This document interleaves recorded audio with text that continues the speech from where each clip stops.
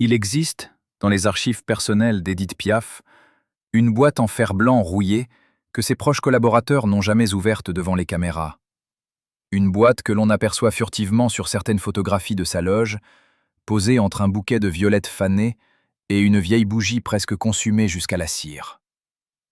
Pendant des décennies, les membres de son cercle le plus intime, son secrétaire particulier, sa femme de chambre Dany et 2 ou 3 confidents dont les noms n'ont jamais été cités dans la presse officielle, ont évoqué cette boîte avec une étrange gêne, les yeux qui se détournaient dès qu'on insistait un peu trop.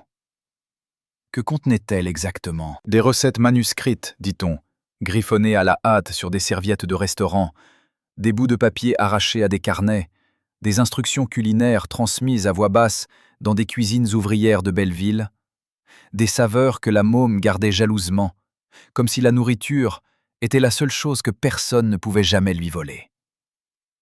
Certains affirment que ces papiers portaient également des noms, les noms de ceux qui partageaient sa table aux moments les plus intenses de sa vie, et que lire ces noms aujourd'hui reviendrait à réécrire complètement l'histoire officielle qu'on nous a racontée pendant 60 ans. Qui étaient vraiment ces gens qui mangeaient avec Édith? Que se disait-il autour de ces plats fumants? Et pourquoi a-t-on pris tant de soin pendant si longtemps à ne parler de la môme qu'en termes de chansons et de souffrances, en oubliant soigneusement qu'elle était aussi une femme qui aimait manger, qui aimait cuisiner, qui trouvait dans les saveurs simples de la rue parisienne une vérité que les projecteurs ne pouvaient pas lui offrir? Aujourd'hui, nous allons ouvrir cette boîte ensemble. Savez-vous que la plupart des documentaires consacrés à Édith Piaf commencent invariablement par la même image? Une petite silhouette en robe noire sur une scène immense, la voix qui monte, le public qui retient son souffle, les larmes qui coulent dans les rangées de velours rouge. C'est une image sublime, c'est indéniable. Mais c'est aussi une image fabriquée, polie, taillée pour les affiches et les couvertures de magazines. Ce que ces documentaires ne vous montrent presque jamais, c'est Édith à genoux devant un fourneau à gaz crépitant dans un appartement minuscule de la rue de Belleville, les manches retroussées jusqu'au coude, qui remue une casserole avec une cuillère en bois ébréchée pendant qu'une odeur de carottes et d'oignons dorés envahit la cage d'écalier entière.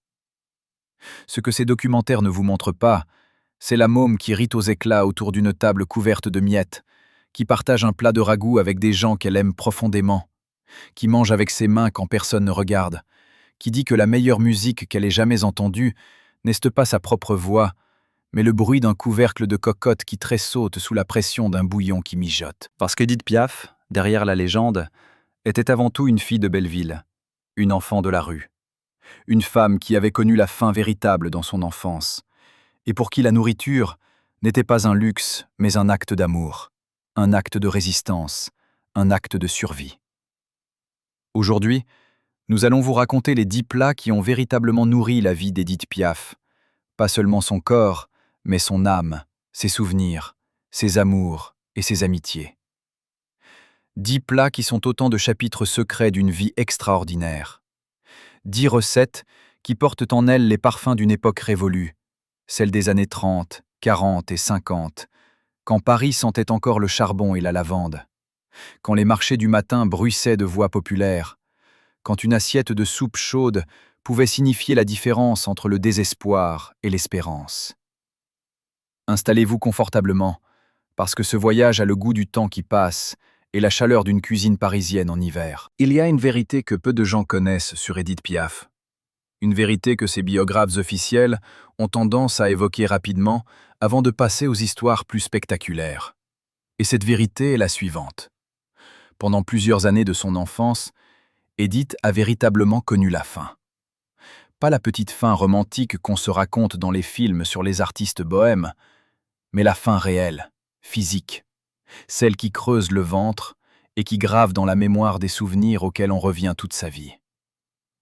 Sa mère, Annetta Maillard, chanteuse de rue dont la vie était aussi tumultueuse et imprévisible que la météo parisienne en mars, n'était pas en mesure d'assurer à sa fille une stabilité alimentaire régulière. Le père d'Édith, Louis Gassion, acrobate de rue mince comme une lame de couteau, capable de se plier en 2 sens contraires avec un sourire qui désarmait n'importe quel passant, était lui aussi un homme de passage.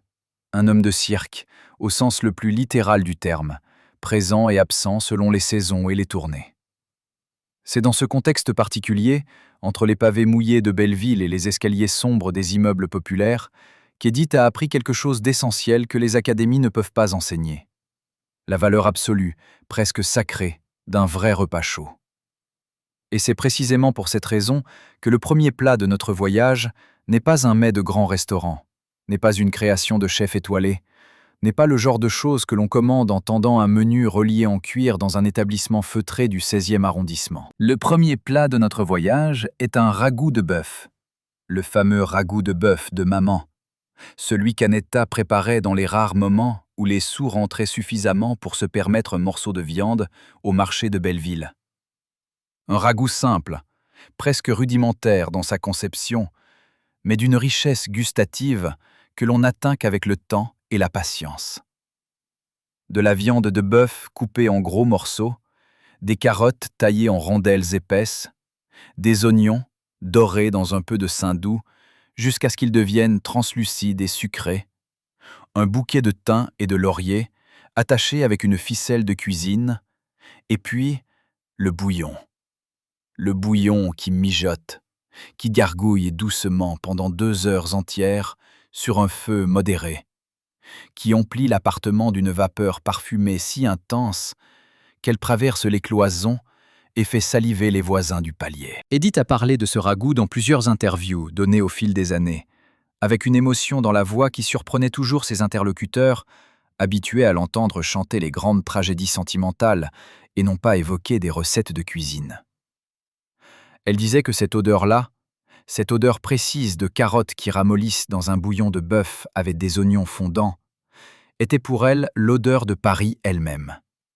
Non pas le Paris des cartes postales et des touristes, non pas le Paris de la Tour Eiffel illuminée et des terrasses de café chic, mais le Paris vrai, le Paris de la rue, le Paris des gens qui travaillent dur et qui rentrent chez eux le soir avec les mains abîmées et la fatigue dans les épaules, mais qui s'asseyent à table et trouvent là, dans cette assiette fumante, une raison de sourire. Selon ses propres mots, recueillis par ses proches et rapportés par plusieurs de ses biographes, ce ragoût avait le goût d'une chose que les riches ne peuvent pas acheter, le goût de la maison. La recette est d'une simplicité déconcertante, et c'est précisément ce qui en fait la grandeur. Vous prenez environ 800 grammes de bœuf à braiser, le paleron convient parfaitement, ou le gîte, ou la macreuse, ces morceaux un peu négligés des bouchers modernes, mais que les cuisinières de Belleville connaissaient par leur nom depuis des générations.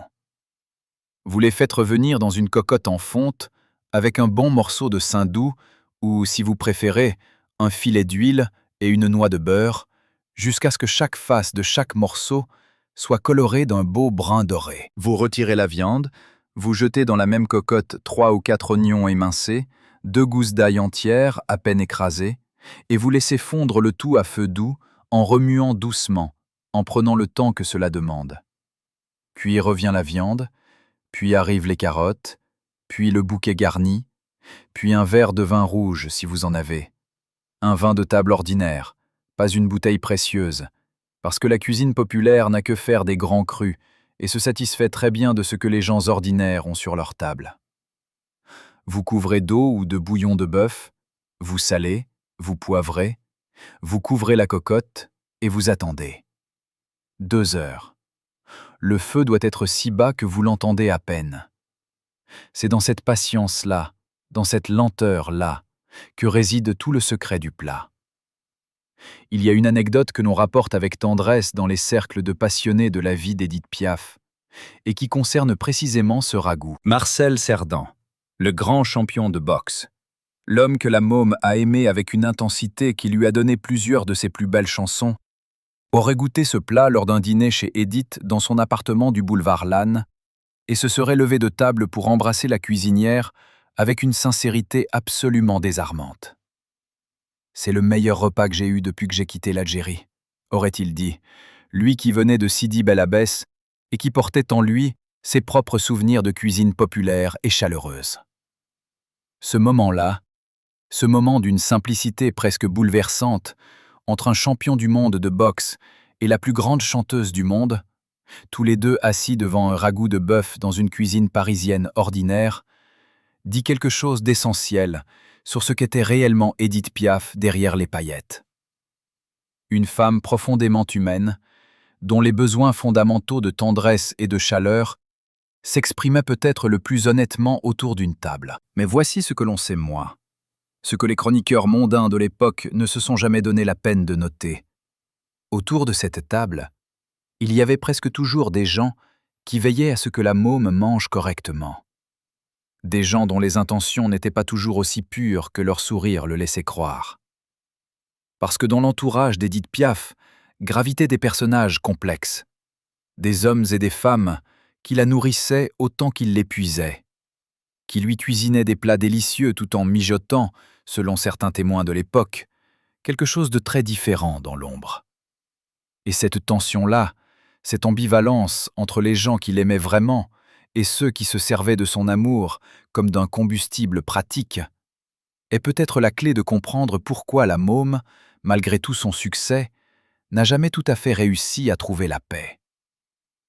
Mais qui exactement appartenait à chaque camp? Et quel rôle la table commune jouait-elle dans ce théâtre de l'affection et de l'intérêt? Pour commencer à répondre à ces questions, il faut remonter encore plus loin, jusqu'à la cuisine de son père. Il est des signes que l'on remarque seulement après coup, des petits détails qui semblent anodins sur le moment, mais qui, relus à la lumière de ce qui s'est passé ensuite, paraissent presque prophétiques dans leur précision troublante. On raconte, et cette histoire a été confirmée par plusieurs témoins directs de la vie quotidienne d'Édith dans les années 50, qu'avant chaque grande première, avant chaque concert important, avant chaque enregistrement qu'elle sentait décisif pour sa carrière, la môme avait un rituel absolument invariable. Un rituel auquel elle n'avait jamais dérogé depuis ses débuts dans les cabarets de Pigalle.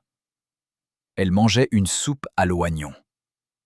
Pas n'importe quelle soupe à l'oignon. La soupe à l'oignon de son père, Louis Alfaya, l'acrobate de cirque, dont la version du plat était si particulière, si reconnaissable, si chargée d'une symbolique personnelle intense, que Édith avait appris à la reproduire à l'identique dans toutes les cuisines où elle a vécu au long de sa vie, qu'il s'agisse des logements modestes de ses débuts ou des appartements plus confortables que le succès lui a permis d'occuper plus tard. Ce qui rend cette histoire intéressante, c'est moins la recette elle-même, bien que nous allions y revenir en détail dans quelques instants, que ce qu'elle révèle sur la relation qu'Édith entretenait avec son père. Louis Alfaya n'était pas un père au sens bourgeois et rassurant du terme.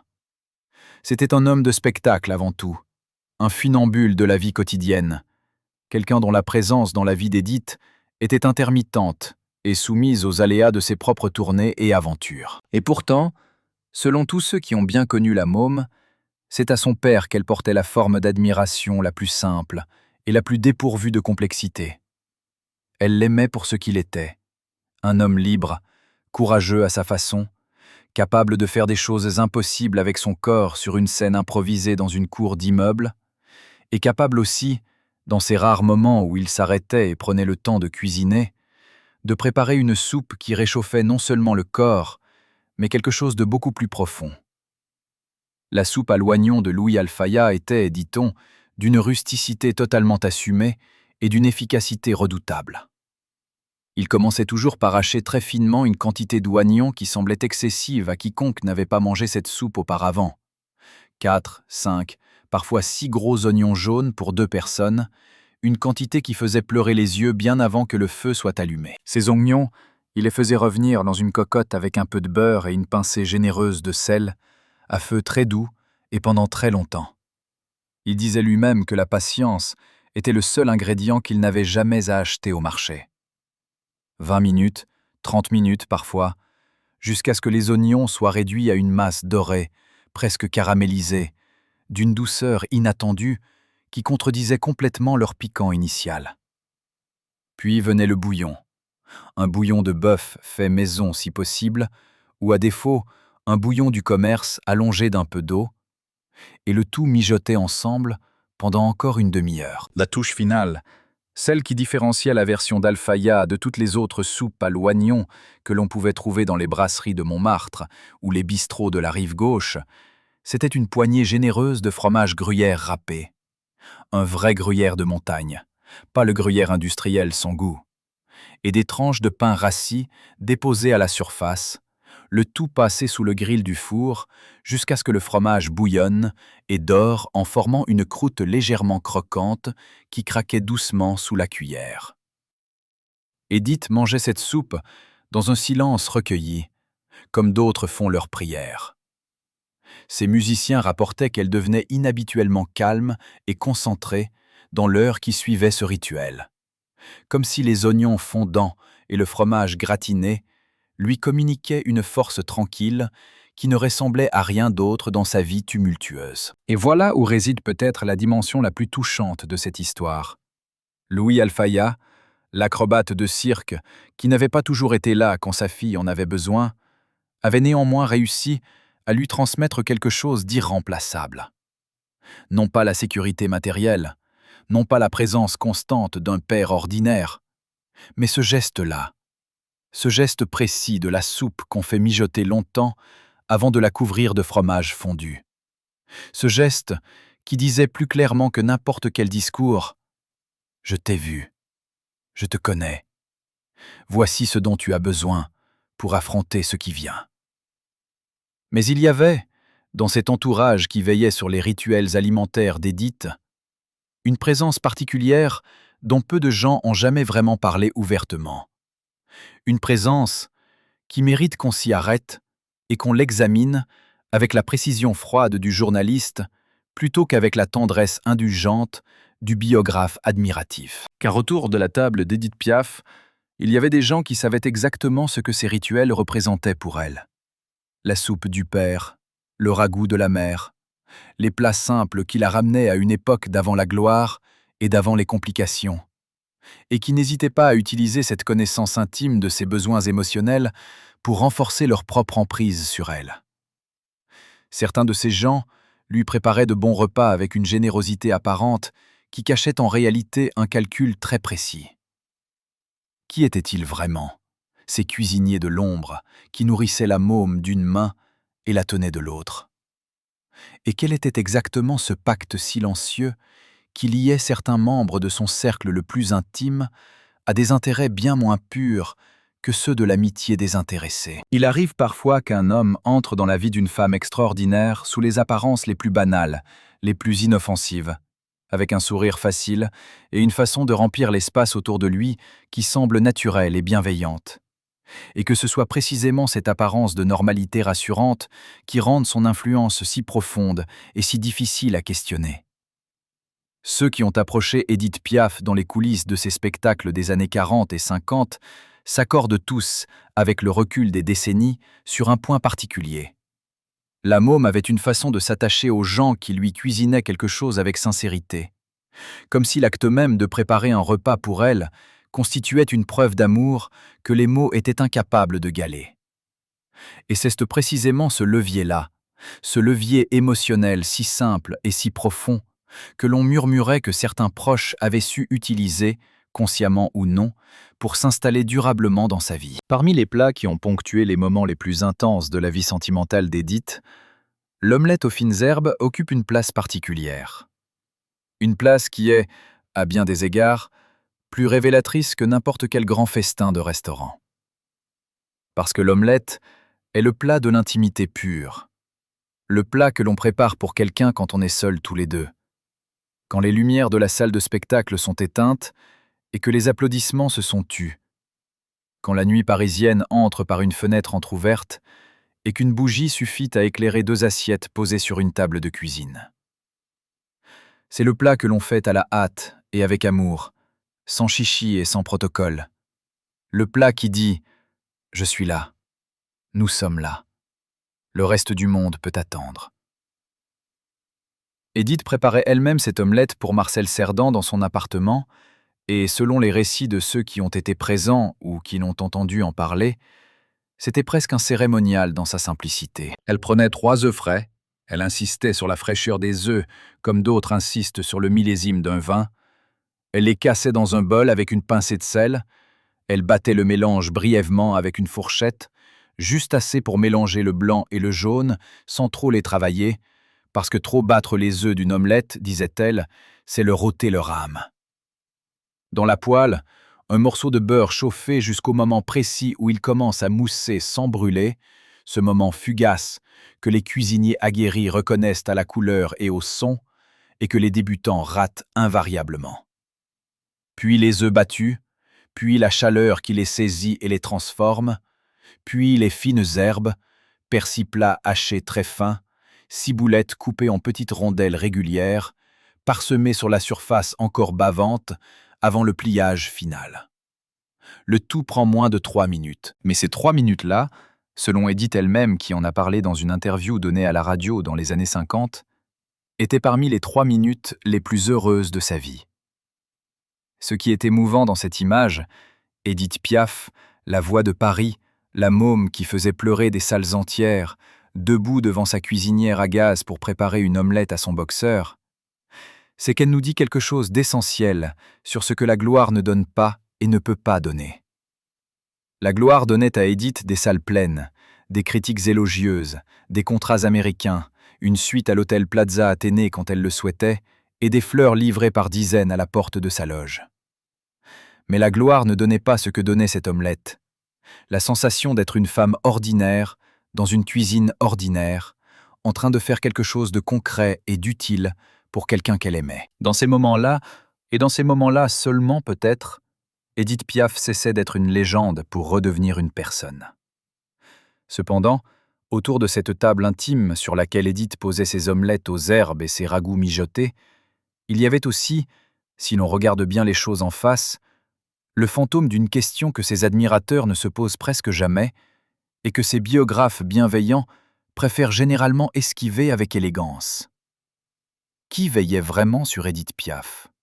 Et qui profitait de ses largesses sans jamais vraiment la protéger? Parce que la môme était, selon tous ceux qui l'ont connue de près, d'une générosité absolument stupéfiante et d'une confiance dans les autres parfois déconcertante pour une femme qui avait connu les duretés de la vie dès son plus jeune âge. Elle donnait, elle cuisinait, elle partageait, elle offrait sa table comme elle offrait sa voix, sans compter, sans calculer, avec cette prodigalité des gens qui ont eu faim un jour et qui ne veulent plus jamais que quelqu'un autour d'eux manque de quoi que ce soit.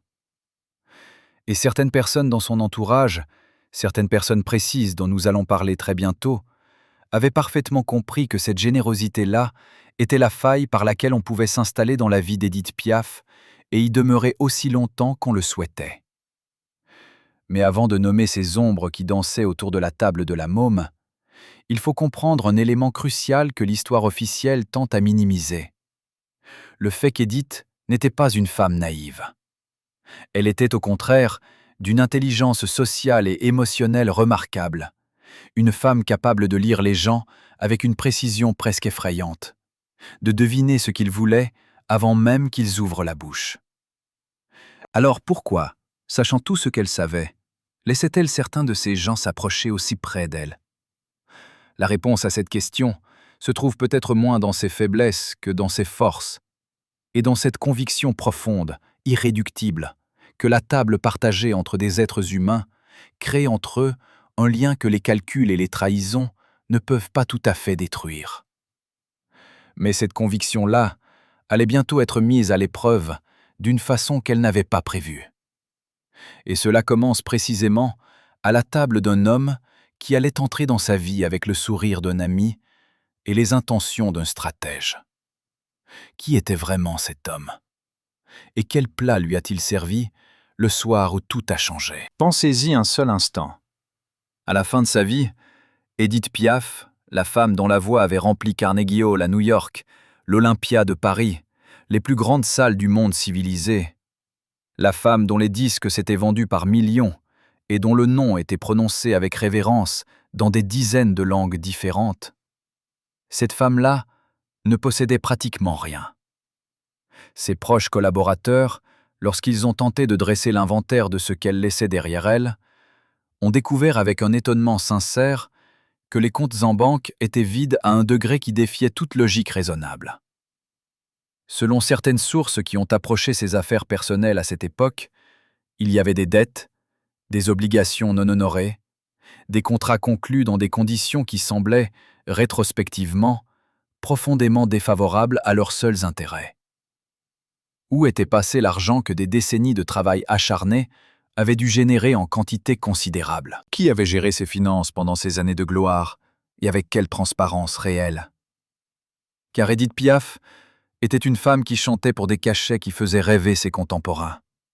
Des sommes qui représentaient ce que le travailleur parisien ordinaire mettait plusieurs années à gagner, reversées en une seule soirée. Et pourtant, l'argent semblait se dissoudre autour de lait, comme du sucre dans un bouillon chaud, sans laisser de traces consistantes. Certains de ceux qui l'entouraient vivaient fort bien, très fort bien même, grâce à sa générosité et à sa relative indifférence aux questions matérielles. D'autres, moins visibles, semblaient avoir trouvé des arrangements dont les détails n'ont jamais été entièrement éclairés. Alors que reste-t-il finalement de toute cette abondance? Et qui, exactement, a mangé à la table d'Édith Piaf sans jamais contribuer un seul sou à ce festin qui ne finissait pas? Pour comprendre comment l'argent circulait et disparaissait dans la vie d'Édith Piaf, il faut d'abord comprendre comment elle envisageait la richesse. Et cette vision de la richesse était profondément liée, une fois encore, à la table. Pour une femme qui avait connu la faim enfant, qui avait grandi dans une pauvreté réelle et sans euphémisme possible, l'argent n'était pas une fin en soi, mais un moyen. Le moyen de manger, de faire manger, de ne jamais laisser une assiette vide devant quelqu'un qu'elle aimait ou admirait. Ces cuisiniers et gouvernantes successives ont toutes rapporté la même chose avec des variations sur le même thème. Édith n'avait aucun sens des proportions quand il s'agissait de nourrir ses invités. Elle commandait pour 10 quand ils étaient 3. Elle envoyait chercher des vivres au marché comme si une armée entière allait débarquer à l'improviste. Elle insistait pour que la table soit couverte de plats jusqu'à ce qu'il n'y ait plus 1 cm² de nappe visible, comme si l'abondance visible et concrète des mets était la preuve irréfutable que le temps des disettes était définitivement révolu. Et cette générosité-là, absolument sincère dans son intention, absolument réelle dans son expression quotidienne, était également la faille que certains membres de son entourage avaient appris à exploiter avec une efficacité remarquable. On rapporte, selon des témoignages de collaborateurs de l'époque, que des sommes importantes disparaissaient régulièrement dans les circuits opaques des tournées et des productions, que des contrats étaient signés dans les conditions peu transparentes, que des intermédiaires prélevaient des commissions dont Édith elle-même n'avait qu'une conscience très vague. Elle signait ce qu'on lui présentait à signer, disait-on, avec la même confiance désarmante qu'elle mettait à cuisiner pour des inconnus, en supposant de bonne foi que les gens autour d'elle agissaient dans son intérêt puisqu'ils mangeaient à sa table et semblaient l'apprécier. Ce qui rend cette situation particulièrement poignante, c'est que Édith n'ignorait pas entièrement que l'argent posait problème dans sa vie. Ses propres déclarations, recueillies par des journalistes au fil des ans, montrent une femme qui avait conscience de sa dilapidation sans vraiment en comprendre les mécanismes précis. Une femme qui disait avec un haussement d'épaule que l'argent était fait pour circuler et non pour s'accumuler, tout en ayant l'intuition que quelque chose, quelque part dans les circuits qui l'entouraient, ne fonctionnait pas honnêtement. Mais identifier le problème précisément et agir pour le corriger sont deux choses très différentes, surtout quand on est en permanence sur les routes, entre deux concerts, entre deux pays, entre deux amours, sans jamais avoir le temps de s'arrêter suffisamment longtemps pour regarder les chiffres en face. Et c'est précisément dans cet espace-là, dans cette distance volontaire ou subie entre Édith et ses propres finances, que certains se sont installés très confortablement. Il y a un homme, dont le nom revient fréquemment dans les conversations à voix basse de ceux qui ont travaillé dans l'ombre des tournées d'Édith dans les années 50, un homme que nous appellerons simplement l'arrangeur, parce que c'était précisément sa fonction officielle et son titre dans les livres le compte. Arranger les choses, huiler les rouages, s'occuper des détails que la star n'avait ni le temps ni l'envie de gérer elle-même. L'arrangeur avait une qualité particulièrement précieuse dans le contexte de la vie d'Édith. Il savait cuisiner. Et il savait surtout que cuisiner pour elle était le chemin le plus court vers sa confiance. On le décrit comme un homme élégant dans ses manières, discret dans ses dépenses personnelles apparentes, toujours disponible avec un sourire juste et une solution pratique pour chaque problème qui se présentait. Et il apportait parfois, lors des réunions de travail ou des dîners informels dans l'appartement d'Édith, ses propres préparations culinaires. Des plats mijotés, des gratins dorés, des tartes bien garnies, qui lui valaient invariablement l'approbation chaleureuse de la maîtresse de maison. Selon des témoins de l'époque dont les récits ont été recueillis dans des ouvrages biographiques consacrés à la môme, les contes que l'arrangeur soumettait à Édith étaient toujours parfaitement bien présentés, toujours accompagnés d'une explication rassurante et toujours signés avant que la conversation ne se soit prolongée au-delà du dernier vers. Ce n'est que bien plus tard, lorsque d'autres regards se sont posés sur ces mêmes documents, que certaines incohérences sont apparues. Des sommes dont la destination finale restait floue, selon des versions qui n'ont jamais pu être entièrement vérifiées, des frais de représentation qui semblaient disproportionnés, des arrangements contractuels dont la logique aurait, si l'on en croit certains témoignages de l'époque, profité systématiquement à d'autres qu'à Édith elle-même. Mais à ce moment-là, l'arrangeur était depuis longtemps passé à d'autres tables, à d'autres artistes, à d'autres générosités exploitables. Et Édith, elle, continuait à cuisiner pour tout le monde, avec la même prodigalité inépuisable, comme si donner à manger était sa façon de tenir à distance la peur ancienne de la faim, comme si chaque assiette qu'elle remplissait était une victoire personnelle sur une enfance trop souvent vide. Aviez-vous jamais imaginé que derrière les recettes de la môme se cachait aussi le bilan d'une générosité qu'on n'a pas toujours su protéger? On dit qu'il existait, dans le quartier de Montmartre, une rue dont le nom n'a presque pas changé depuis les années 40. Une rue dont les pavés ont entendu les pas de presque tous les artistes importants de la France du XXe siècle. Et au bout de laquelle se trouvait, selon certains témoignages de l'époque, un appartement dont les voisins directs savaient l'existence, mais dont ils parlaient entre eux avec une discrétion remarquable, comme si quelque chose dans l'atmosphère de ce lieu les invitait naturellement à baisser la voix. Cet appartement, dont l'existence a été évoquée dans plusieurs mémoires et correspondances privées de l'époque, sans jamais faire l'objet d'un article de presse officiel ou d'une enquête journalistique en bonne et due forme, était un endroit où Édith Piaf venait parfois, seule, quand la pression du monde public devenait insupportable et quand l'appartement du boulevard Lannes, avec ses téléphones qui n'arrêtaient pas de sonner et ses visiteurs permanents, ne lui offrait plus aucun refuge possible. C'était un appartement modeste, 2 pièces, une petite cuisine, des volets en bois peints en vert qui donnaient sur une cour intérieure plantée d'un lilas dont le parfum montait au printemps. Et c'était précisément cette modestie-là qui en faisait la valeur pour Édith. Dans cet endroit-là, personne ne l'attendait avec un contrat à signer ou une interview à accorder. Dans cet endroit-là, elle pouvait se lever à n'importe quelle heure de la nuit et aller dans la petite cuisine faire réchauffer quelque chose de simple. Un reste de blanquette de veau, une soupe qu'elle avait préparée l'avant-veille, des œufs brouillés avec ce qu'elle trouvait dans le placard, en sachant que personne ne regardait, que personne ne jugeait, que personne n'attendait autre chose de l'eux que d'être simplement là.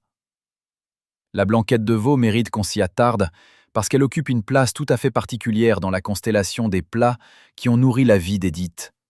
Et cette place particulière est liée à une période précise, les années 1960 et la présence de Théo Sarapo dans sa vie. Théo Sarapo, dont le vrai nom était Théophanos Lamboukas, fils d'un coiffeur grec installé à Paris, était entré dans la vie d'Édith avec la timidité naturelle d'un jeune homme de 26 ans face à une légende vivante qui avait près de 20 ans de plus que lui. Il était beau, il était doux, il chantait avec une voix agréable qui n'avait pas encore trouvé sa pleine maturité, et il regardait Édith avec des yeux qui disaient, sans ambiguïté possible, qu'il l'aimait pour ce qu'elle était et non pour ce qu'elle représentait. Selon tous ceux qui les ont vus ensemble, la relation entre Édith et Théo était d'une tendresse authentique qui surprenait ceux qui s'attendaient à une relation de pouvoir ou de dépendance calculée. Et dans cette relation-là, la blanquette de veau jouait un rôle d'une importance considérable. Édith la préparait pour Théo dans cette petite cuisine de Montmartre, et parfois aussi dans l'appartement principal, quand les circonstances le permettaient, avec une attention aux détails qui trahissait l'affection profonde qu'elle lui portait. La recette qu'elle suivait, selon les témoignages de ceux qui l'ont vue cuisiner à cette époque, était une version très classique et très respectueuse de la tradition. Des morceaux de veau soigneusement sélectionnés chez le boucher, le tendron ou l'épaule, jamais la longe trop sèche, blanchis d'abord dans de l'eau froide, que l'on porte à ébullition pour éliminer les impuretés, puis mis à cuire lentement dans un bouillon parfumé de thym, de laurier, d'une branche de céleri et d'un oignon piqué de 2 clous de girofle. Les champignons de Paris, des champignons bien frais, bien blancs, que l'on faisait revenir séparément dans un peu de beurre avec une pointe de jus de citron pour les empêcher de noircir, rejoignaient la cocotte dans les dernières 20 minutes de cuisson, comme des invités discrets qui arrivent à la fin d'une soirée réussie. Et la sauce, enfin.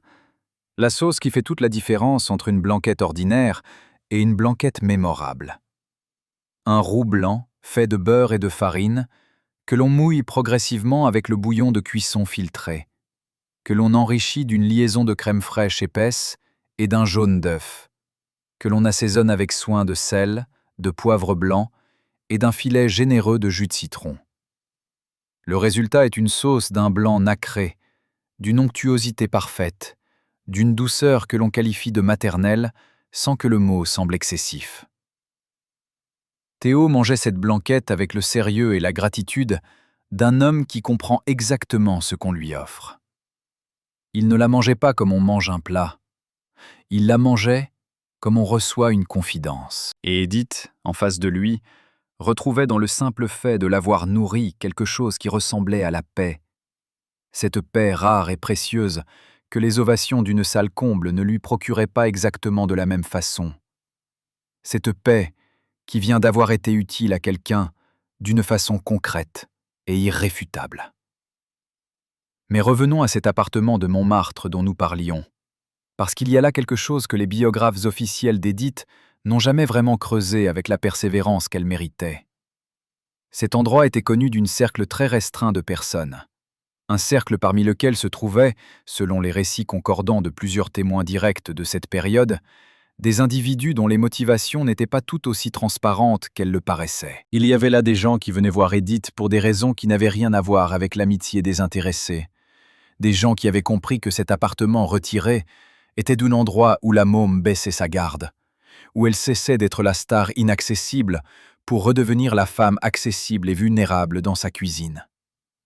Ces gens-là savaient qu'Édith, en cet endroit, était plus facile à convaincre, plus encline à acquiescer à des demandes qu'elle aurait peut-être examinées avec plus d'esprit critique dans un contexte plus formel. Et certaines décisions importantes, des décisions dont les conséquences ont pesé sur sa carrière et sur ses finances, auraient été prises, selon des témoins de l'époque, dans cette petite cuisine de Montmartre. Si l'on en croit ces témoignages, qui n'ont jamais été formellement confirmés, autour d'une table modeste, sur laquelle fumait une blanquette de veau ou mijotait une soupe, dans cette atmosphère de confiance et d'intimité que certains auraient appris à fabriquer sur commande. Saviez-vous qu'il peut exister une forme de manipulation qui n'use pas de la force, mais simplement de la chaleur d'une cuisine familière et d'un plat préparé avec une fausse sincérité, et que cette forme-là est peut-être la plus difficile à reconnaître pour quelqu'un qui a eu faim, enfant. Ceux qui ont travaillé avec Édith Piaf dans les coulisses de ses concerts des années 50 et du début des années 60 racontent tous, avec une précision qui surprend par sa consistance, la même scène qui se répétait avant chaque représentation importante dans les grandes salles. Édith, assise dans sa loge devant un miroir encadré d'ampoules qui projetait une lumière impitoyable sur les traits d'un visage que la fatigue et les années avaient marqué avec une franchise que le maquillage ne parvenait pas entièrement à effacer, regardant son reflet avec une expression qui mêlait inextricablement la détermination et quelque chose de plus fragile, quelque chose que ses musiciens les plus proches reconnaissaient comme la peur. La peur pure, sans ornement, sans le moindre romantisme. La peur que la voix ne soit pas là ce soir, que le corps ne réponde pas, que le public sente quelque chose de défaillant derrière la robe noire et le sourire de combat. Et pourtant, soir après soir, Edith sortait de cette loge et montait sur scène. Et ce qui se passait alors, cette transformation de la femme épuisée et effrayante en puissance vocale absolue, était un miracle que ses contemporains n'ont jamais entièrement réussi à expliquer. Ce que beaucoup de gens ignorent, parce que ceux qui étaient présents n'en ont parlé qu'avec retenue et pudeur au fil des années, c'est dans quel état physique Edith se trouvait réellement derrière les coulisses de certains de ses concerts. Ses proches, dans des entretiens accordés des décennies après les faits, ont évoqué une femme dont la résistance physique était soumise à des contraintes que le public n'imaginait pas. La fragilité de sa santé, fragilité qui avait des origines profondes et anciennes, renforcée par des années de vie irrégulières et par les sollicitations permanentes d'une carrière qui ne s'arrêtait jamais vraiment, était quelque chose que son entourage professionnel connaissait avec précision, que ses médecins mentionnaient avec insistance croissante, mais que les agendas de tournée et les obligations contractuelles prenaient en compte avec une latitude variable selon les cas et selon les personnes impliquées. Il y a un détail que les spécialistes de l'œuvre d'Edith Piaf mentionnent parfois avec un mélange d'admiration et d'inquiétude rétrospective. Ces tournées américaines, qu'elle a effectuées à plusieurs reprises dans les années 50 et jusqu'au début des années 60, étaient d'une intensité qui aurait mis à l'épreuve un artiste en pleine possession de ses moyens physiques. Des séries de concerts enchaînés, des voyages transatlantiques dans les deux sens, des engagements mondains et professionnels, ajoutés à un calendrier déjà surchargé, le tout dans un contexte de santé dont les fragilités étaient connues et documentées. Les médecins qui la suivaient à cette époque, selon des témoignages recueillis dans des ouvrages biographiques sérieux consacrés à la môme, exprimaient des réserves claires quant à certains de ses engagements. Des réserves qui étaient entendues, qui étaient notées, mais qui ne se traduisaient pas toujours par des allègements concrets du programme. C'est dans ce contexte d'un corps qui exigeait des ménagements que les impératifs commerciaux ne lui accordaient pas toujours, que la nourriture prenait dans la vie d'Edith une signification supplémentaire et presque médicinale. Ceux qui veillaient sur elle entre deux concerts avaient compris que la table était l'un des seuls endroits où Edith s'arrêtait vraiment, où elle consentait à poser le poids de la star et à redevenir une femme dont le corps avait besoin de repos et de calme. Et c'est pourquoi le pot-au-feu que Jean Cocteau préparait pour elle dans ces occasions-là avait une valeur qui allait bien au-delà de sa seule qualité gustative. Cocteau, poète, artiste, homme de théâtre, personnalité dont la créativité débordante et le sens de l'amitié authentique sont attestés par tous ses contemporains, avait avec Edith une relation de complicité intellectuelle et affective qui était, selon ceux qui l'ont observée de près, l'une des plus sincères et des plus mutuellement nourrissantes de toute sa vie.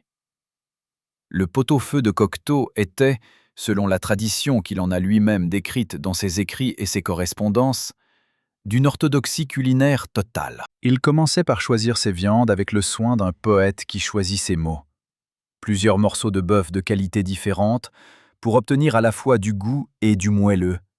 Un os à moelle que l'on ficelle dans une petite poche de gaz pour que la moelle ne se perde pas dans le bouillon.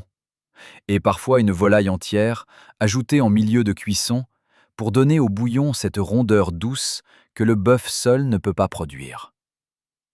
Les légumes étaient ceux du marché de la saison, carottes en tronçons réguliers, navets pelés, poireaux bien nettoyés et ficelés en bottes, céleri branche, quelques pommes de terre à chair ferme ajoutées dans la dernière heure pour qu'elles ne se fondent pas. Et le bouillon, bien sûr, ce bouillon limpide et ambré que l'on obtient par 4 heures de cuisson patiente à frémissement à peine perceptible, dégraissé, filtré, versé dans de larges bols de faïence blanche avant d'être apporté à table avec une soupière à part et les condiments traditionnels. Fleurs de sel, cornichons au vinaigre, moutarde forte de Dijon. Édith mangeait ce pot-au-feu avec une concentration qui était, dans sa loge, la même concentration que celle qu'elle mettait dans ses chansons. Totale, absolue.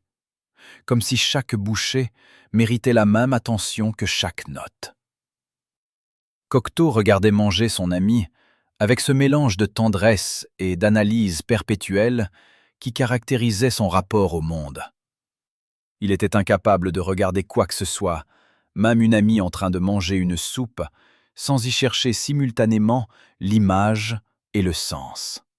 Et il y avait dans ces moments-là, selon ceux qui les ont parfois observés sans se faire remarquer, quelque chose d'une beauté tranquille et profonde.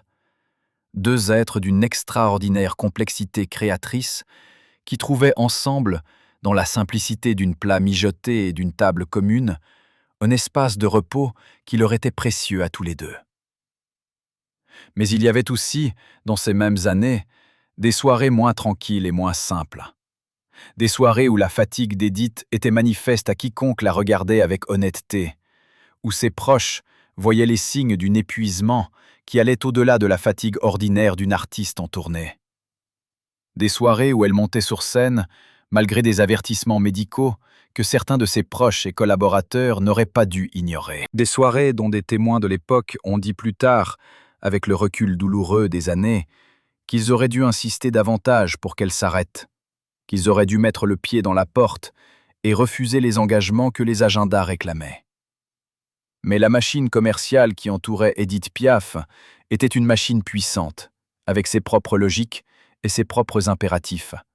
Et il est plus facile, 20 ans après, de dire ce qu'on aurait dû faire que de l'avoir fait sur le moment, face à une femme qui voulait elle-même chanter, qui réclamait elle-même ses concerts, dont l'identité tout entière était tissée dans l'acte de monter sur scène et de donner sa voix au monde. Et pourtant, si vous aviez été là, vous qui regardez cette vidéo aujourd'hui, si vous aviez été dans ces coulisses dans les années 50 ou 60, face à cette femme en robe noire, avec ses yeux de combat et sa voix qui portait des salles entières, qu'est-ce que vous auriez fait? Parmi les objets qui appartenaient à Édith Piaf et qui ont survécu au grand désordre de sa vie, il en est un dont on parle très rarement.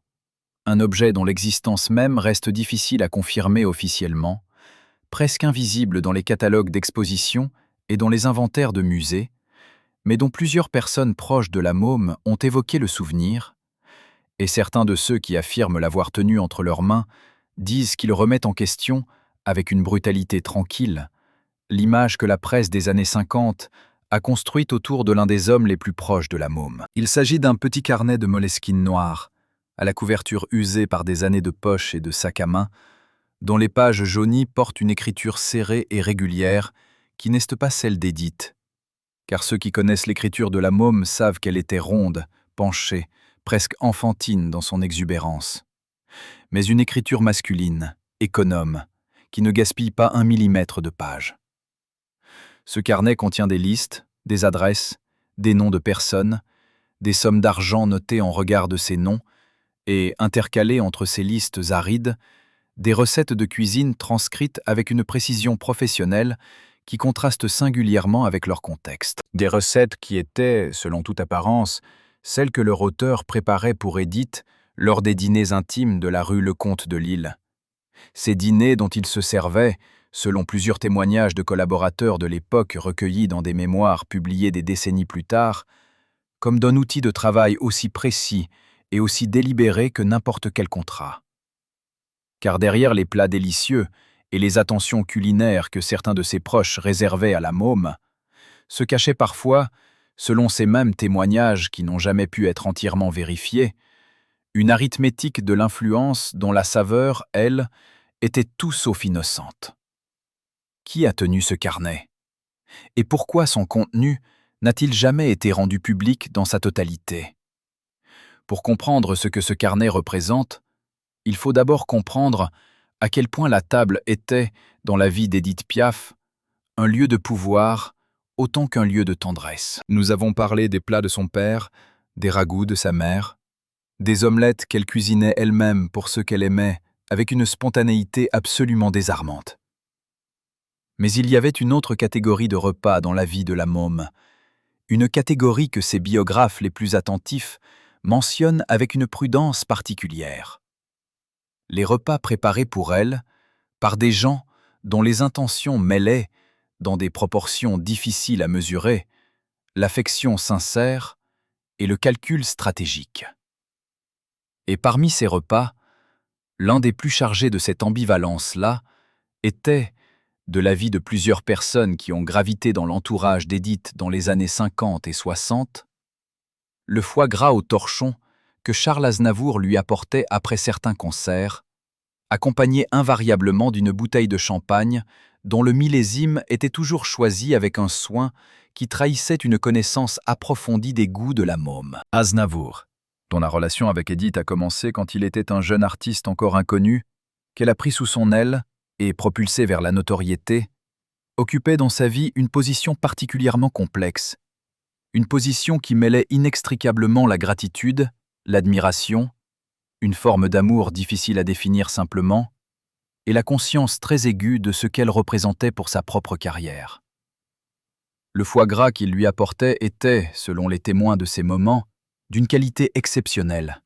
Un foie gras d'oie entier, cuit au torchon dans un bouillon parfumé selon une méthode ancienne qui préserve toute la finesse et le fondant du foie sans lui faire subir les brutalités d'une cuisson trop vive. La technique du torchon est d'une délicatesse absolue.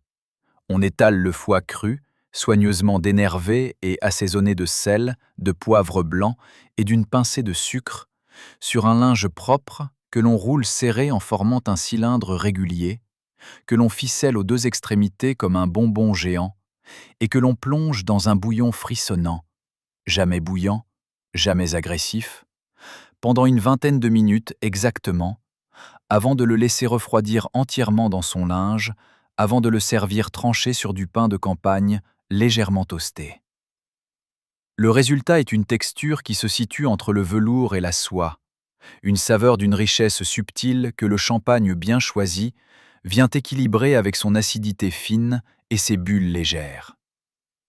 Édith adorait ce rituel. Elle attendait ce foie gras avec une impatience que ses proches décrivaient comme presque enfantine. Comme si ce plat précis incarnait pour elle une dimension de la vie à laquelle sa propre enfance de rue ne lui avait pas donné accès. La dimension du luxe vrai, du luxe que l'on partage avec quelqu'un en qui on a confiance, dans l'intimité d'une loge ou d'un appartement, loin des caméras et des curieux. Et Aznavour le savait. Il savait exactement ce que ce rituel signifiait pour elle. Et certains de ses proches se demandaient si cette régularité n'avait pas que la générosité pour moteur.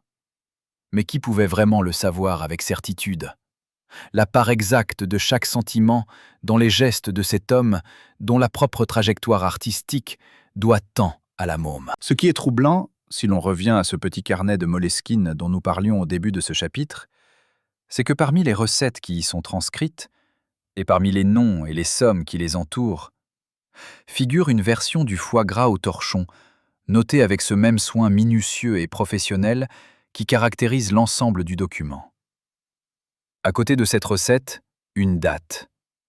Et à côté de cette date, une série de chiffres dont la signification reste obscure, mais dont la présence dans ce contexte précis a suffisamment intrigué les quelques personnes qui ont eu accès à ce carnet pour qu'elles en parlent, des décennies plus tard, avec une prudence qui ressemble à de la gêne.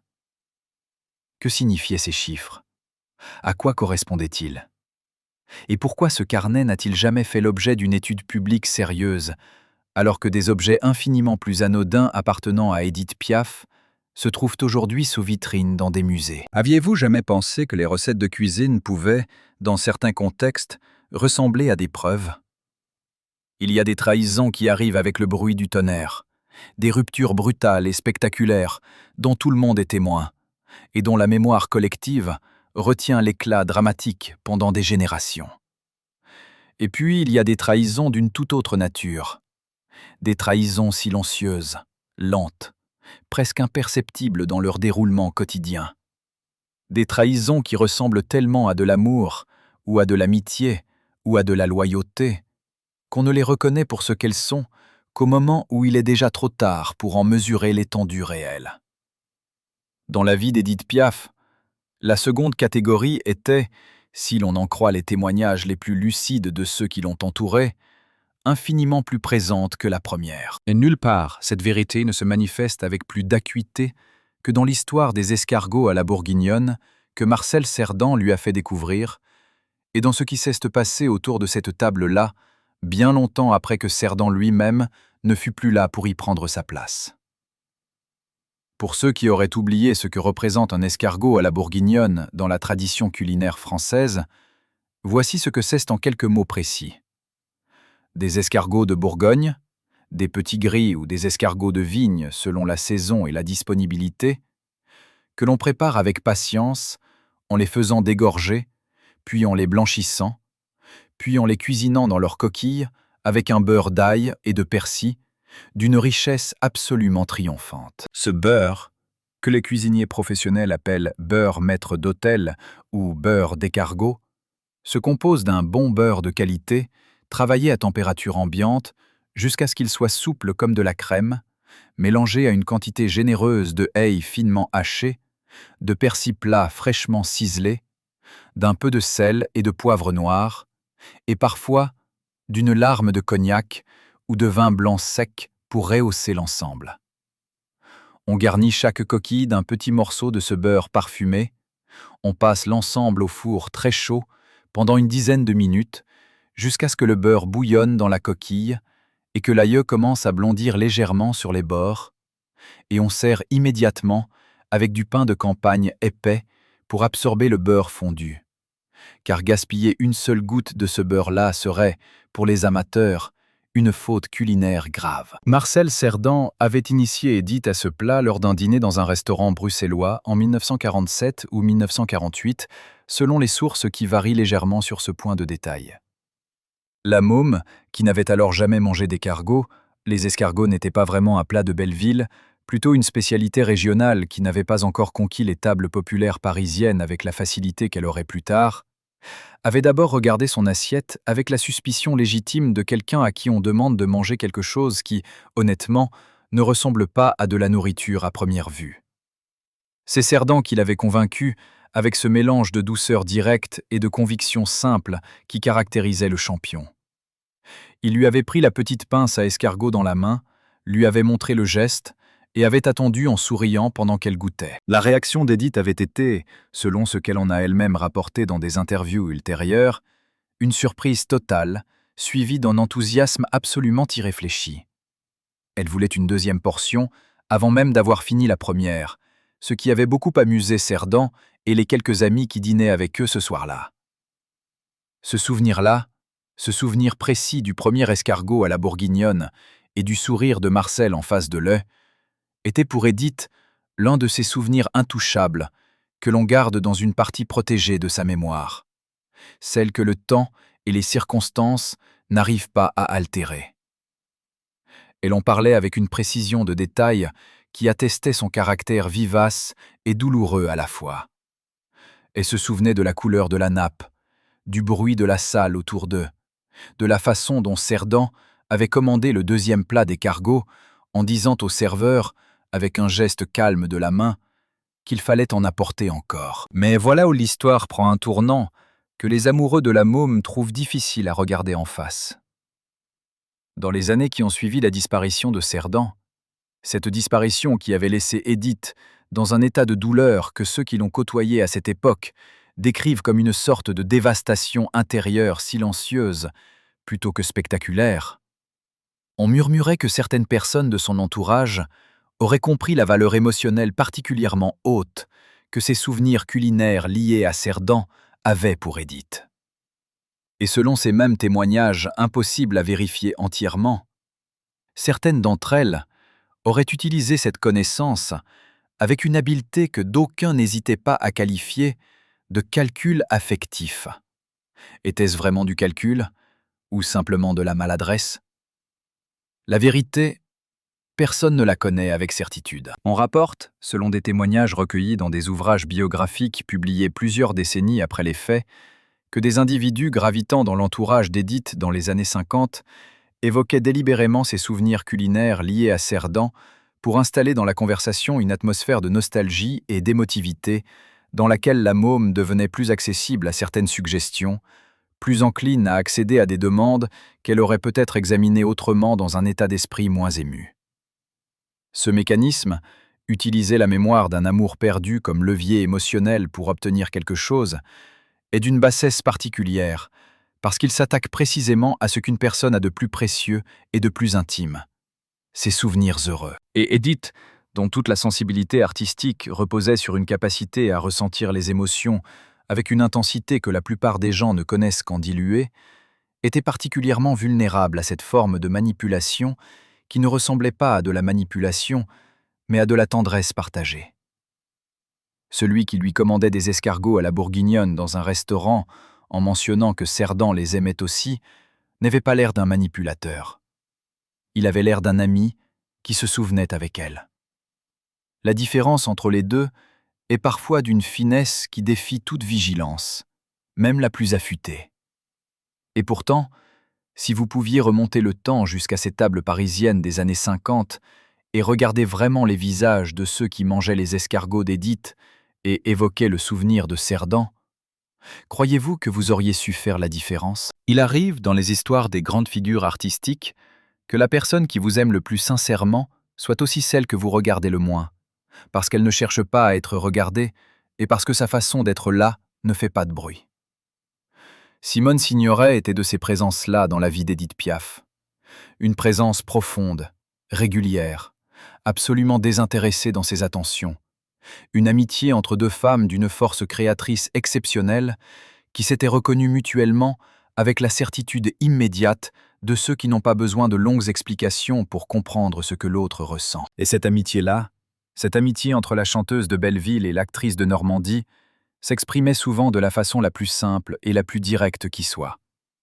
Simone apportait une tarte tatin, elle s'asseyait dans la cuisine d'Édith, et elles mangeaient ensemble avec cette liberté de parole que les grandes amitiés féminines permettent et que peu d'autres relations dans la vie d'Édith lui avaient accordée aussi généreusement.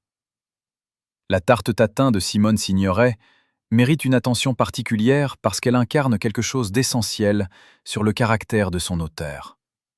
C'était une tarte sans prétention de façade, mais d'une perfection intérieure absolue.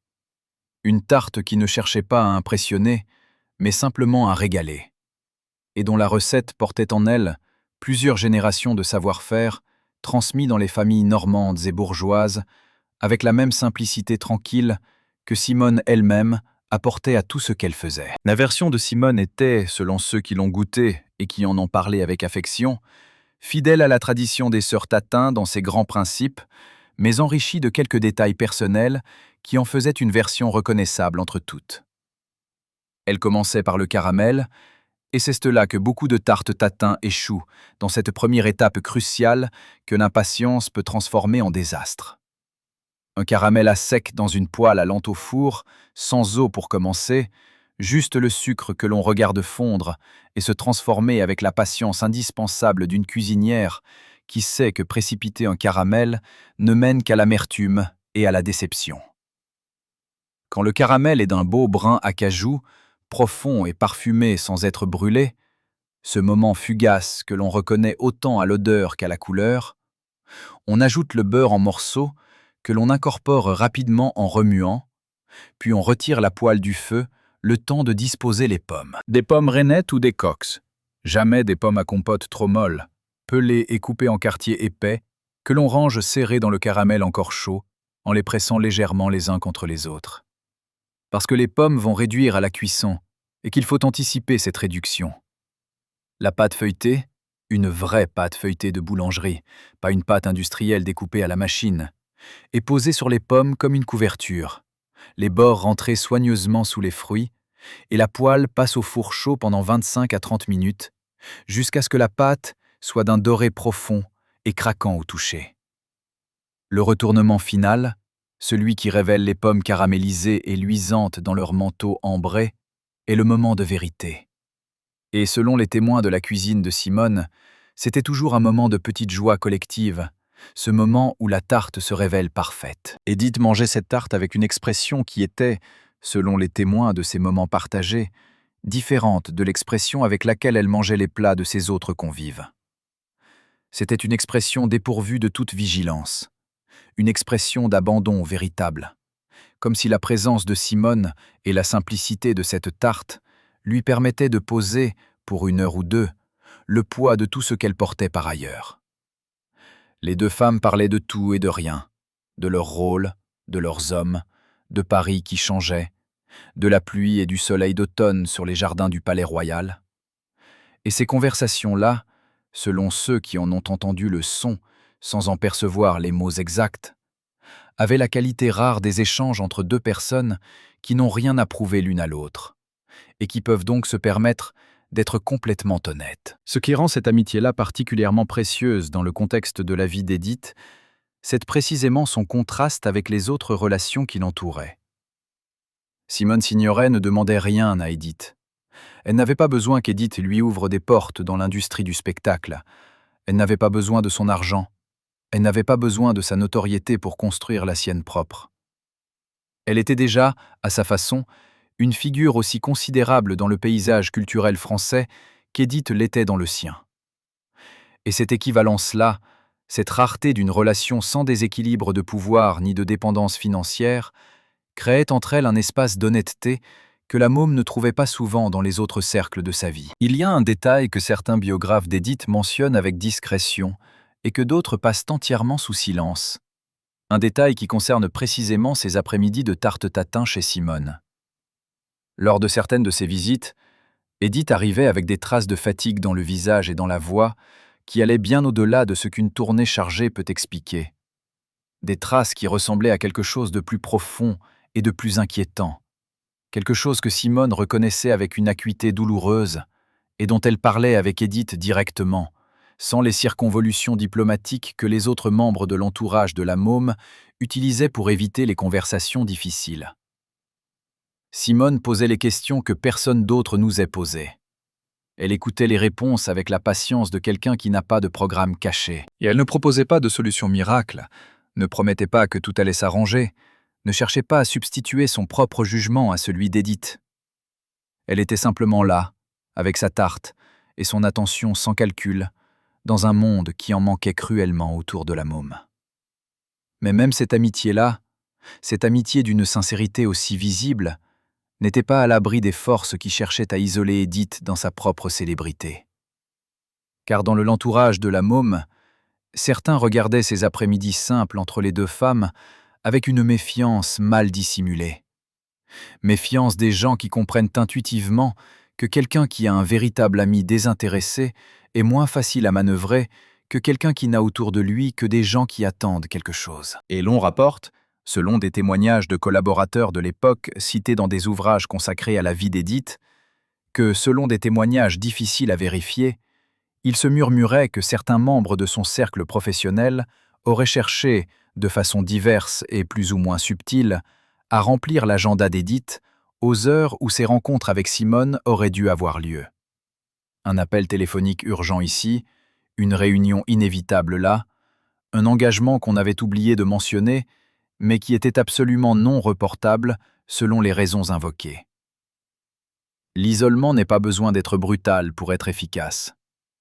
Il peut se produire très progressivement, répétition après répétition de petits empêchements anodins, jusqu'au jour où l'on réalise qu'on ne voit plus les gens qui nous aiment vraiment depuis des semaines, voire des mois. Et si quelqu'un essayait délibérément d'éloigner Édith des rares personnes qui n'attendaient rien d'elle, que cherchait-on vraiment à protéger en faisant cela, et à quel profit? Et maintenant, si vous regardez attentivement cette photographie en noir et blanc, prise dans les coulisses de l'Olympia au cours des années 50, une photographie dont l'existence a été révélée plusieurs décennies après les faits par un technicien de plateau qui l'avait gardée dans une enveloppe glissée derrière le tiroir de son bureau pendant 40 ans, vous verrez quelque chose que les archives officielles n'ont jamais documenté. Dans le coin gauche du cliché, à peine visible derrière un rideau de scène tiré aux 3/4, on distingue une silhouette masculine penchée sur une table basse, en train d'ouvrir ce qui ressemble à une sacoche de cuir brun, pendant qu'Édith, dos à l'objectif, semble regarder dans une direction opposée, avec cette façon qu'elle avait de paraître absente du monde, quand elle était en réalité parfaitement attentive à tout ce qui se passait autour d'elle. Ce technicien, qui a finalement consenti à parler dans les années 2000, dit avoir reconnu dans cette silhouette l'homme que tout l'entourage d'Edith appelait simplement le gérant. Un homme dont le titre officiel dans les livres de comptes changeait selon les périodes et selon les besoins, mais dont la présence réelle dans la vie de la môme était, selon ce témoin et selon d'autres qui ont fini par parler avec les années, infiniment plus envahissante que les biographes officiels ne l'ont jamais reconnu. « Il était toujours là quand on ne s'y attendait pas », dit ce technicien, et il n'était jamais là quand on aurait eu besoin de lui pour rendre des comptes. Ce soir-là, selon ce même témoin, le gérant avait apporté dans sa sacoche de cuir quelque chose qu'il a posé sur la table de la loge d'Edith, avec la discrétion calculée de quelqu'un qui sait exactement ce qu'il fait et pourquoi il le fait. Un sandwich au jambon beurre, enveloppé dans du papier sulfurisé froissé, accompagné d'une petite note manuscrite. Qu'est-ce que cette note disait? Et pourquoi ce geste si simple, si banal en apparence, préoccupait-il à ce point ce témoin qui en a gardé le souvenir pendant 40 ans avant de se décider à en parler? Pour comprendre la place du sandwich au jambon beurre dans la vie d'Edith Piaf, il faut d'abord comprendre ce que ce plat représentait pour elle dans le contexte des coulisses de ses concerts. Nous avons parlé des grandes tables, des plats mijotés longuement, des rituels culinaires qui ponctuaient les moments d'intimité et de tendresse dans sa vie privée. Mais il y avait aussi cette autre réalité, la réalité des soirs de concert, la réalité de la loge, la réalité de ces heures intermédiaires entre le monde ordinaire et la scène. Ces heures où le corps réclame quelque chose de concret et d'immédiat, mais où l'estomac noué par la tension ne peut pas accueillir un vrai repas. Dans ces heures-là, le sandwich au jambon beurre était la solution parfaite. La solution que Jacques Brel lui-même avait adoptée et popularisée dans ses propres tournées, et dont il avait parlé à Edith avec cet enthousiasme sincère et communicatif qu'il apportait à toutes les choses simples qu'il aimait. Brel et Edith partageaient cette conviction-là, une conviction profonde et totalement instinctive, que la vraie nourriture de Paris, la nourriture qui avait un goût de vérité et de dignité ouvrière, c'était le jambon beurre. Non pas le jambon en tranches fines sur une assiette de restaurant avec une salade verte et une vinaigrette à l'échalote, non. Le jambon beurre dans sa forme la plus directe et la plus irréductible. Une baguette de tradition bien cuite, avec une croûte qui résiste sous les doigts et une mie alvéolée et moelleuse, coupée en deux dans la longueur, beurrée généreusement avec un beurre demi-sel de qualité, que l'on étale d'un geste large et sans avarice, et garnie de plusieurs tranches de jambon blanc, un jambon de qualité, pas le jambon industriel découpé à la machine, mais un jambon à l'os, dont les fibres sont encore visibles, et dont le goût a cette rondeur légèrement fumée, qui est la signature des vrais charcutiers de quartier. Brel apportait ses sandwichs dans des sacs en papier brun qu'il déposait sur la tablette de la loge d'Edith, avec la décontraction naturelle d'un homme qui sait qu'il arrive au bon moment. Et Edith les mangeait debout, parfois, ou assise sur le bord d'une chaise, avec ce geste de tenir le sandwich à deux mains et de mordre dedans franchement, sans élégance de façade, comme une gamine de Belleville, comme celle qu'elle n'avait jamais vraiment cessé d'être sous toutes les couches de la légende. Ces moments-là, ces moments de jambon beurre avec Brel dans les coulisses, étaient parmi les moments où Edith riait le plus librement. D'un rire court et direct, pas du rire de représentation qu'elle utilisait en public, mais d'un vrai rire, le genre de rire qui ne prévient pas et qui surprend parfois celui qui rit autant que ceux qui l'entendent. Mais revenons à ce technicien de plateau et à ce qu'il a observé ce soir-là dans les coulisses de l'Olympia. Parce que le sandwich que le gérant avait apporté à Edith dans sa sacoche de cuir brun ce soir-là n'était pas accompagné d'un rire. Il était accompagné, selon ce témoin, d'une conversation à voix basse dont il n'a pu saisir que des fragments, des chiffres mentionnés avec insistance, un nom de contrat répété plusieurs fois, et cette petite note manuscrite qu'Edith a lue, repliée lentement et mise dans la poche de sa robe noire, sans dire un mot. Le technicien dit qu'il n'a jamais su ce qu'il y avait sur cette note. Mais il dit aussi qu'Edith, ce soir-là, est montée sur scène avec quelque chose dans le visage qui était légèrement différent de son expression habituelle de combat résolu. Quelque chose qui ressemblait à de la fatigue d'une espèce particulière. La fatigue des gens qui viennent de comprendre quelque chose qu'ils auraient préféré ne pas avoir à comprendre. Et ce soir-là, le jambon beurre est resté à moitié entamé sur la tablette de la loge jusqu'à la fin du concert. Si vous aviez vu cette note, croyez-vous qu'Edith aurait eu quelqu'un autour d'elle pour l'aider à comprendre vraiment ce qu'elle signifiait? Ou était-elle entourée uniquement de gens qui avaient intérêt à ce qu'elle ne comprenne pas? Il existe, dans les archives de plusieurs maisons de production parisiennes qui ont travaillé avec Édith Piaf au cours des années 50, un type de document dont la présence dans ces archives n'a jamais suscité beaucoup d'attention de la part des journalistes et des biographes.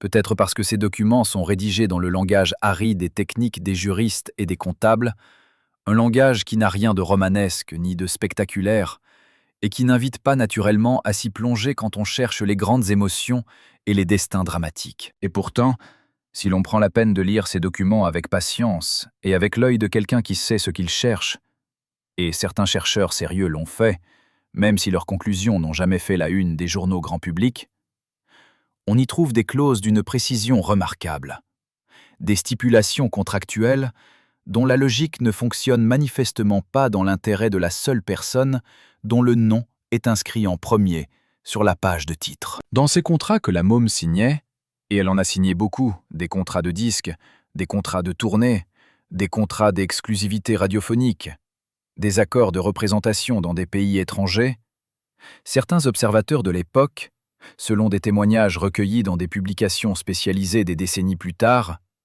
ont relevé des dispositions qui conféraient à des tiers des droits et des prérogatives dont l'étendue allait, selon ces observateurs, bien au-delà de ce qui est ordinairement accordé dans ce type d'arrangement professionnel. Des clauses relatives aux droits dérivés, des dispositions concernant les enregistrements non publiés, des stipulations sur la gestion des créances futures, des éléments dont les implications pratiques n'étaient pas nécessairement évidentes pour quelqu'un qui n'avait pas reçu de formation juridique ou commerciale et qui les lisait dans la tension des préparatifs d'une tournée imminente, en faisant confiance aux gens qui lui présentaient ces papiers avec un sourire rassurant et l'assurance que c'était une formalité, rien de plus. Il ne s'agit pas ici d'accuser quiconque nommément, parce que les documents en question sont complexes, parce que les interprétations peuvent légitimement diverger selon les juristes qui les examinent, et parce que certaines de ces pratiques étaient, à l'époque, plus répandues dans l'industrie du spectacle qu'elles ne seraient acceptables aujourd'hui. Mais il s'agit de comprendre le contexte dans lequel Édith Piaf signait ses contrats. Et ce contexte, selon plusieurs témoignages concordants de gens qui l'ont vu signer, était presque invariablement un contexte de table. Ces signatures se produisaient au restaurant, au dîner, après que les plats avaient circulé et que le vin avait accompli son travail habituel d'adoucissement des vigilances. Elles se produisaient dans les loges après les concerts, dans l'euphorie de l'ovation encore dans les oreilles et le cœur encore battant de l'émotion de la scène. Elles se produisaient dans les cuisines informelles des appartements amis, pendant que quelque chose chauffait sur le feu et que l'odeur des plats mijotés créait cette atmosphère de confiance et de bien-être dans laquelle les détails contraignants d'un texte juridique semblent particulièrement déplacés et inutilement pesants. Et parmi les hommes qui se trouvaient régulièrement présents à ces moments de signature, présents non pas fortuitement mais systématiquement, avec une régularité qui, rétrospectivement, ressemble à une stratégie, il y avait ce même personnage que nous avons déjà croisé plusieurs fois dans notre récit. Ce gérant discret, toujours disponible, toujours avec le bon plat au bon moment, toujours avec un stylo dans la poche intérieure de sa veste et les bons papiers dans sa sacoche de cuir brun. Certains témoins de l'époque, en se remémorant ces méthodes dans des entretiens accordés longtemps après les faits, utilisent le mot « habileté » avec une nuance qui oscille entre l'admiration froide et la réprobation mal contenue. Il savait ce qu'Édith aimait manger. Il savait quand elle était dans le meilleur état d'esprit pour signer. Il savait quel plat créait quelle atmosphère, et il choisissait le cadre de ses propositions contractuelles avec la précision d'un metteur en scène qui sait que le décor conditionne la réception du texte. C'était, si l'on en croit ses témoignages, une forme d'intelligence pratique qui n'avait rien à envier à celle d'un stratège militaire, si ce n'est que le terrain de bataille était une table de cuisine et que les armes utilisées étaient un coq au vin réussi ou une blanquette parfaitement liée. La question qui demeure, et qui mérite d'être posée honnêtement, est celle-ci. Édith savait-elle, au fond de l'elle-même, ce qui se passait dans ces arrangements contractuels?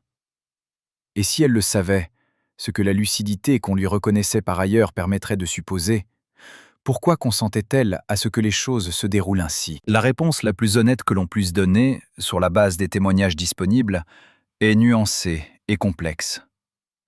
Édith Piaf vivait dans un état de tension permanente entre la lucidité aiguë d'une femme qui avait appris à survivre dans des conditions difficiles depuis son plus jeune âge, et le besoin tout aussi profond d'être entourée de gens qui prenaient soin de l'eux, qui lui préparaient de bons plats, qui s'occupaient des détails pratiques d'une vie dont la complexité logistique aurait épuisé n'importe qui.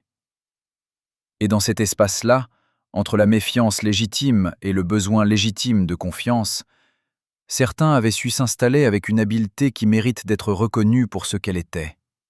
Non pas de l'humour, non pas de l'amitié, mais ce qui ressemblait, selon ces témoins, à un commerce déguisé en tendresse, servi chaud comme un plat qui mijote depuis le matin. Et vous, si vous aviez été à la place d'Édith, si quelqu'un vous avait cuisiné les plats que vous aimiez depuis l'enfance, tout en rédigeant des clauses contractuelles dans votre dos, combien de temps vous aurait-il fallu pour voir la différence entre un vrai repas et un piège doré? Pensez à ce que signifie le mot fidélité dans la langue française. Ce mot qui contient à la fois la notion de loyauté, la notion de précision et la notion de quelque chose qui ne change pas avec le temps, quelque chose d'ancré et de résistant aux secousses et aux tempêtes. Et pensez maintenant à ce que ce mot représentait dans la France du spectacle des années 50 et 60, dans cette industrie où les noms des artistes étaient des marques commerciales avant d'être des personnes humaines, où les maisons de disques et les producteurs de tournées avaient un pouvoir considérable sur les destins artistiques, et où certains décideurs des grandes institutions culturelles, les directions de radio, les responsables de programmes télévisés, les rédacteurs en chef des magazines de variété, pouvaient, d'un geste de la main, ouvrir ou fermer des portes que les artistes eux-mêmes étaient impuissants à forcer. Dans ce contexte-là, il y a quelque chose que l'on n'a jamais vraiment examiné publiquement avec la clarté qu'il mérite. Quelque chose qui concerne la façon dont la célébrité d'Édith Piaf a été gérée, ou plus précisément, la façon dont elle a parfois été utilisée comme monnaie d'échange dans des négociations dont elle-même n'était pas toujours pleinement informée. Certains témoignages de journalistes et de chroniqueurs de spectacles de cette époque, recueillis dans des mémoires et des correspondances privées consultées par des chercheurs sérieux, suggèrent que le nom d'Édith Piaf circulait dans des conversations auxquelles elle n'assistait pas. Des conversations entre des producteurs, des directeurs artistiques, des responsables de programmation, où ce nom était invoqué non pas pour parler de sa musique ou de son talent, mais pour faciliter des arrangements commerciaux dont la logique était entièrement étrangère à l'art de chanter. Il faut mentionner ici le contexte particulier des listes de programmation. Ces listes établies dans les bureaux des grandes institutions radiophoniques et télévisées de l'époque qui décidaient quels artistes seraient mis en avant, quelles chansons recevraient une rotation favorable, quels noms apparaîtraient en tête d'affiche des émissions de prestige. Ces listes n'étaient pas, selon plusieurs témoignages de l'époque, établies uniquement sur la base du mérite artistique ou de la popularité publique.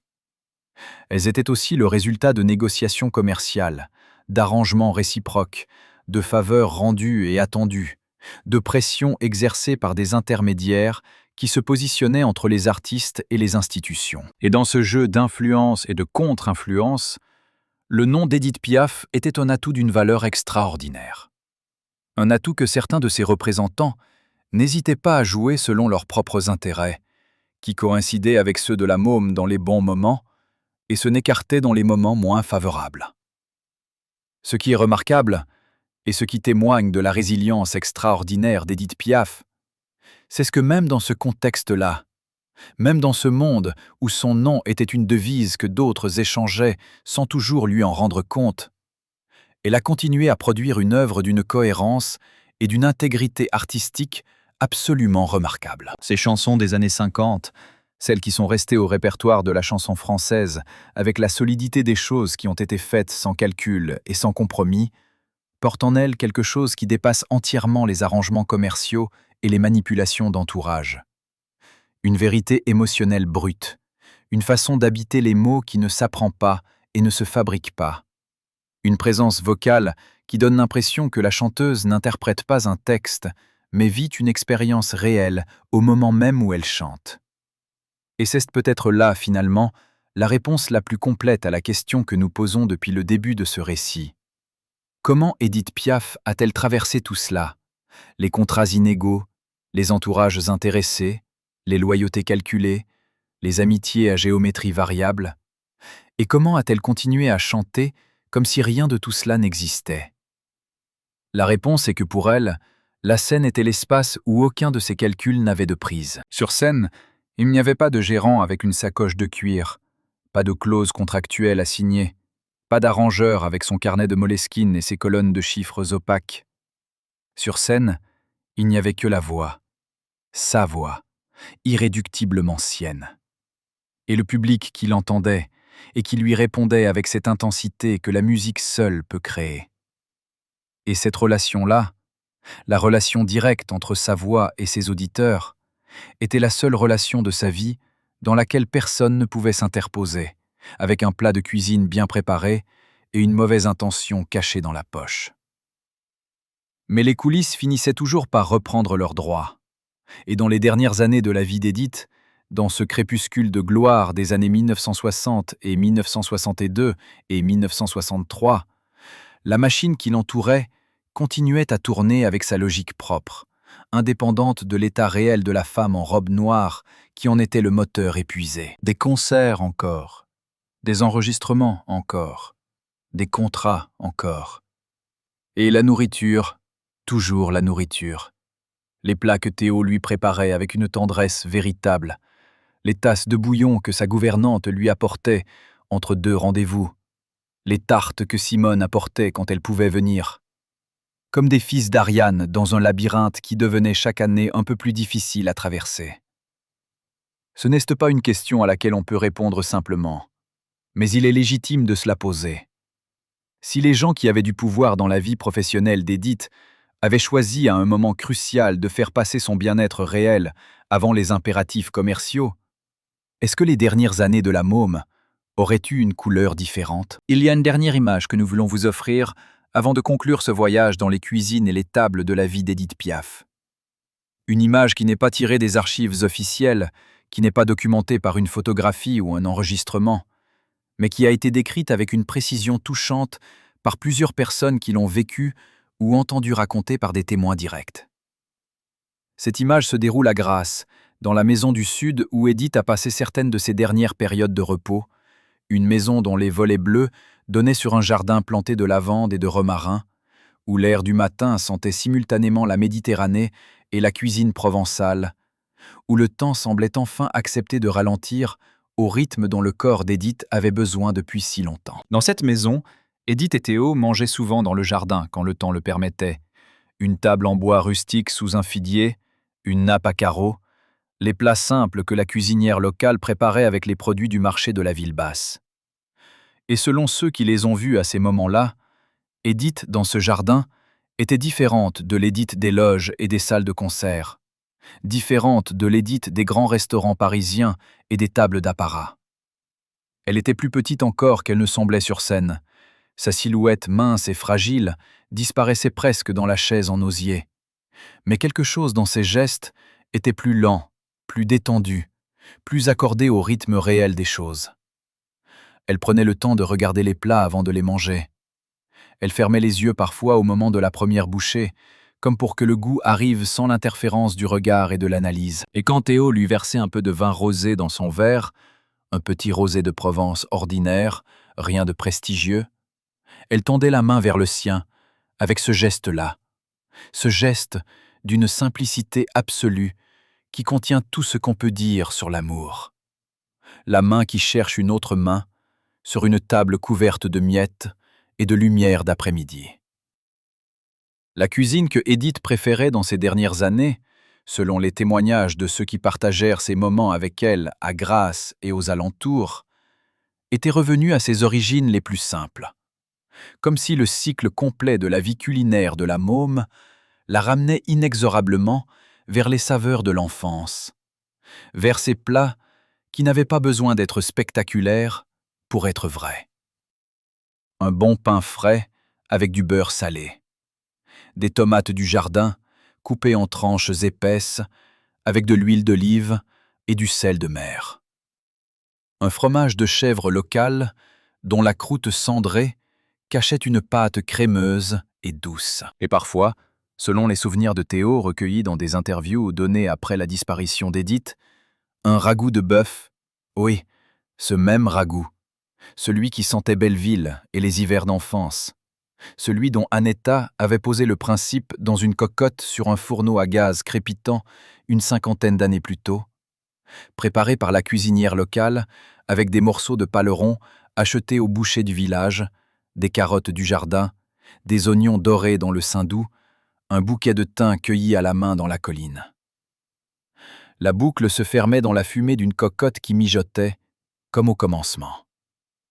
Ce retour aux origines culinaires n'était pas une régression, mais une sagesse. C'était la reconnaissance, par une femme qui avait tout connu de ce que la table peut offrir, les festins de grandes maisons et les dîners de loges clandestins, les plats de séduction et les recettes de manipulation, les soupes de père et les tartes d'amis véritables, que la nourriture la plus vraie est toujours celle qui ne ment pas, celle qui ne promet pas autre chose que ce qu'elle est, celle qui n'a pas d'arrière-pensée, ni de notes manuscrites dans une sacoche de cuir. Et que si la vie d'Edith Piaf a été traversée par des gens qui ont utilisé la générosité de sa table comme une porte d'entrée vers ses ressources et sa confiance, cette vie a été aussi, et peut-être surtout, illuminée par les rares moments où la table était exactement ce qu'elle prétend être dans ses plus belles heures. Un lieu de rencontre véritable entre des êtres humains qui n'ont rien à se prouver et tout à partager. Il y a eu, dans la vie d'Edith Piaf, des gens qui lui ont pris quelque chose, des contrats, de l'argent, de l'énergie, de la confiance, du temps. Et il y a eu aussi Simone avec sa tarte tatin, Théo avec ses mains sur la table, Jean Cocteau avec son pot-au-feu de 4 heures, son père Louis avec sa soupe à l'oignon qui donnait la force d'affronter ce qui venait, et cette cuisinière de Grasse dont personne ne se souviendra jamais, mais qui préparait le ragoût avec les mêmes gestes patients qu'Annetta avait utilisés 50 ans plus tôt dans une cuisine de Belleville. Ces gens-là ont donné quelque chose à Edith que la scène et la gloire ne pouvaient pas lui donner. La certitude, répétée repas après repas, qu'elle méritait d'être nourrie, qu'elle méritait d'être choyée, qu'elle méritait de s'asseoir et de manger sans avoir à chanter pour ça. C'est peut-être la leçon la plus douce et la plus durable de toute la vie culinaire de la môme. Non pas les recettes, bien qu'elles soient belles et que vous puissiez toutes les reproduire dans votre propre cuisine avec les ingrédients les plus simples. Mais cette vérité-là, que les plats partagés en amour vrai sont parmi les rares choses dans une vie qui n'ont pas de prix et que personne ne peut vous voler, même quand on essaie. Edith Piaf a quitté ce monde le mois d'octobre de 1963, dans cette maison du Sud, dont les volets bleus donnaient sur la lavande, à 47 ans, après une vie d'une intensité que peu d'êtres humains ont connue à cette densité-là. Elle a laissé derrière elle une voix enregistrée que le temps n'altère pas. Des chansons qui continuent à faire pleurer des gens qui ne sont pas encore nés quand elle les a chantées pour la première fois.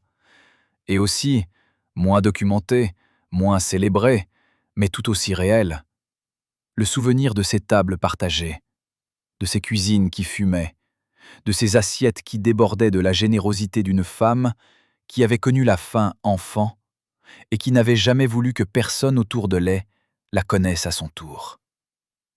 Théo Sarapo, qu'il a aimée avec cette fidélité tranquille que les grandes douleurs révèlent, a continué à chanter après la disparition d'Édith, portant dans sa voix quelque chose qui ressemblait à sa mémoire à elle. Il a consacré une partie de ses années suivantes à défendre et à perpétuer l'œuvre de la môme, avec une dévotion que ceux qui l'ont observée décrivent unanimement comme sans calcul ni arrière-pensée. Son propre parcours après la disparition d'Édith est celui d'un homme qui avait reçu quelque chose d'irremplaçable et qui cherchait à en être digne. Il a quitté ce monde en 1970, à 34 ans seulement, laissant derrière lui l'image d'un homme qui avait aimé la môme pour ce qu'elle était et non pour ce qu'elle représentait. Quant à ceux qui avaient prélevé leur part dans les ressources d'Édith avec moins de scrupules, ces gérants à sacoche de cuir, ces arrangeurs à carnet de Moleskine, ces habiles orchestrateurs de dîners stratégiques, leurs noms ont, pour la plupart, disparu des mémoires avec la vitesse et la discrétion qui caractérisent généralement les gens dont la présence dans une vie y laisse pas de racines profondes. L'histoire ne les retient pas.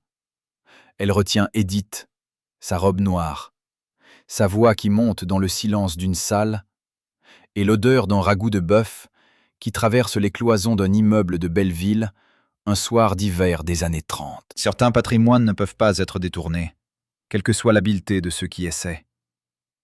Nous arrivons à la fin de ce voyage, dans les cuisines et les tables de la vie d'Édith Piaf, et une question demeure, simple et sincère. Qu'est-ce qu'Édith Piaf représente pour vous? Était-elle avant tout une victime de son époque et de ceux qui l'entouraient? Une femme trop généreuse dans un monde qui n'était pas à la hauteur de cette générosité? Ou bien était-elle, malgré tout et en dépit de tout, une femme libre, qui a vécu exactement comme elle l'entendait, qui a aimé qui elle voulait, mangé ce qu'elle aimait, chanté ce qu'elle ressentait, et qui n'aurait pas voulu qu'on la plaigne pour ce que sa liberté lui a coûté? Et si l'on se souvient de l'avoir entendue pour la première fois, la vie en rose, où était-on ce jour-là? Est-ce qu'on se souvient encore d'elle dans une ville, dans un village, dans une famille? Ces souvenirs-là méritent d'être partagés, parce qu'ils disent, à leur manière, que la voix de la môme n'a jamais vraiment quitté nos tables.